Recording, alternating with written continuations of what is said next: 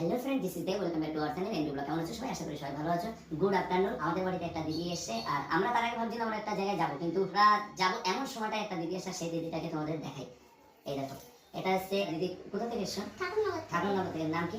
পম্পা বিশ্বাস। মানে কি বলো, আমাদের বংশের লোক, ঠিক আছে। এর সাথে কি ঘটনা ঘটেছে আমাদের বাড়িতে, সেটা আশা রাখে যে যাওয়ার জন্য, তো আমার বাড়িতে আসার জন্য কি ঘটেছে সেটা একটু শেয়ার করি। আমি অনেকদিন ধরে ভাবছিলাম যে দাদাদের বাড়িতে আসবো, তো আমার আসার আগে একটা না একটা হয়েই যাচ্ছিল। প্রথমে